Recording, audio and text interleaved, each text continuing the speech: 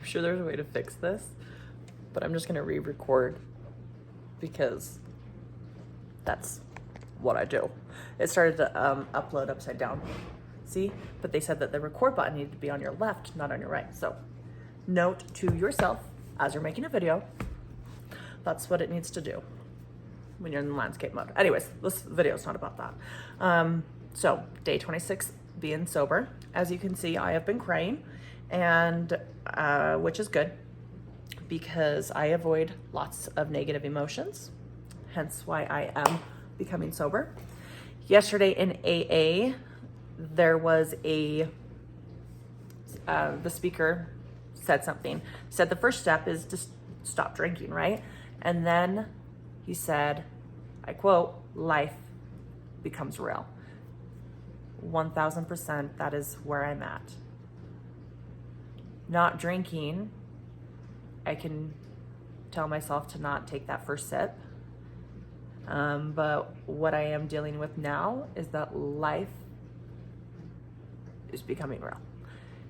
All of the things I've been avoiding and drinking my way out of, and if it wasn't drinking, I'll be honest, I have lots of coping mechanisms, as my personality type does tend to avoid all negative emotions. I have lots of ways to avoid negativity beyond just drinking. But I am learning to sit in the negative emotions and the discomfort, because ultimately that is where I think, the magic of life exists, is the other side of the shittiness.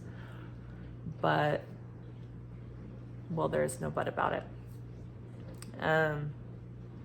Feeling those emotions is hard. And I think I have to visit that place often to recognize that I can visit and then survive. So this is what I wrote today. As she closes her eyes, she tunes into her body, feeling the expansion of her stomach with each inhale and exhale. In and out, a swelling starts to form beneath her rib cage. It's her heart, and it hurts. The pain moves up towards her throat, and the lump catches there. And she knows that if she lets go, the tears will soon follow. Almost as if on cue, she is reminded, let go. The sobs follow, the sounds of pain fill the home, and the tears fall endlessly. Wanting the pain to go away, she holds her breath, and her stomach heaves up and down rapidly as it's gasping for air. But she knows that if she breathes, she will lose it yet again. And she is reminded, feel, let go. She feels the heartache and isn't even quite sure where it is stemming from or what is being triggered.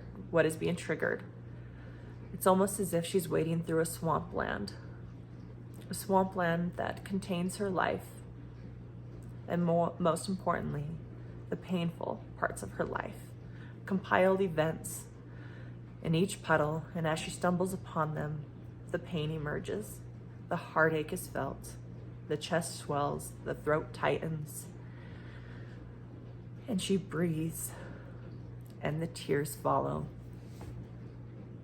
The swampland that she has literally built bridges over, around, under to avoid, because if it can be avoided, why go through the swampland? The swampland will always be there. The unexplored swampland will always be waiting, tempting, and threatening to overturn every bridge that has been built. Foundations are not built on swamplands, but they exist and are essential to our ecosystem. Swamplands are not a place to live, but again, they are necessary. She pulls on her waders, and instead of walking over the bridge, she lowers herself into the swamp. Heartache, chest swelling, throat closing, sobs force their way out, and tears fall as she breathes. Can't go back now. The pain feels deep, dark and muddy. Logically, she can think her way out of any negativity, out of this negativity. But this is not negativity. This is life. Life is filled with swamps just as much as it is filled with Grand Canyons and trees so tall that they seem to touch heaven itself. It hurts, and no explanation is needed. Pain is pain. She feels the pain of loss as she stumbles into each different puddle. The loss of her mom, not at the age of 21, when she hugged her for the last time and watched her take her last breath, but she feels the loss at age 16 when she realized that her mom had an expiration date. She lost her childhood and the ability to be a selfish teenager.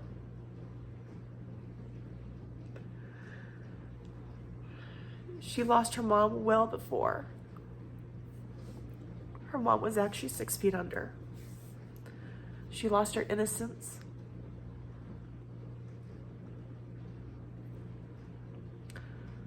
As she laid on the red, white, and blue striped sheets, things happened to her. She lost her closest friends.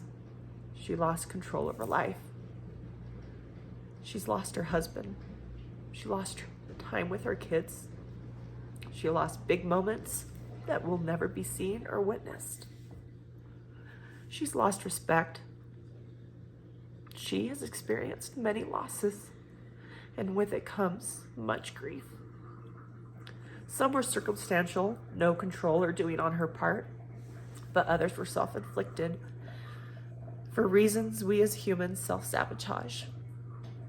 You could almost say it's circumstantial, since there is yet to be a human, in my opinion, that hasn't created some type of discomfort in their life from the choices they have made. This swampland she is wading through is painful for so many reasons. And it is filled with every emotion under the sun. As she continues to walk, she stumbles upon fear. Oh, how she fears. Oh, and how she has built those bridges, not just to avoid heartache, but to avoid fear just as much. Fear she will lose more than she already has. Fear that she hasn't lost enough. Fear she will be stuck forever.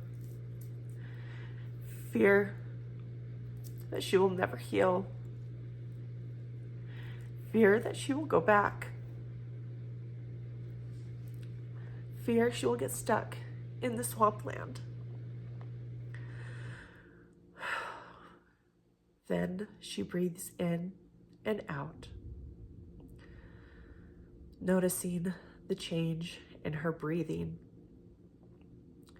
the change in the beat of her heart as it slows, wiggling her toes, wiggling her fingers. She notices the sound of the dishwasher running behind her. She is present. She is safe. She doesn't have to get stuck in the swampland, but she can't avoid it anymore.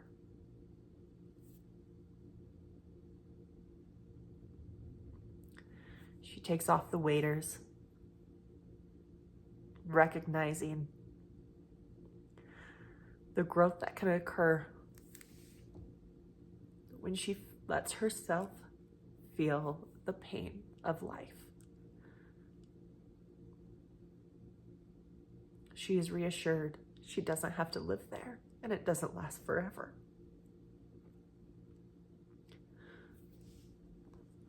But one must feel. And the more we feel, and the more we realize that we are safe, the easier it becomes, I think. Swampland is no place to live. It is no place to sit down and live your life, to build a home. But it is something or somewhere that must be visited. It is the mud of life. You can't go around it. You have to go through it. Day 26 of sobriety. Here's to my water.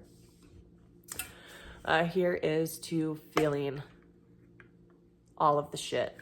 Here is to going through the swampland, not going around it, but going through it, and hoping that as I lean in to the discomfort, I will recognize the things within my life, people, places, events, habits, thought processes, the things that need to change, and to better myself, and to just simply feel many years of emotions that I've gotten really good at avoiding. Really good. Scary good. So here's to that. Here's to another day sober and then another day feeling.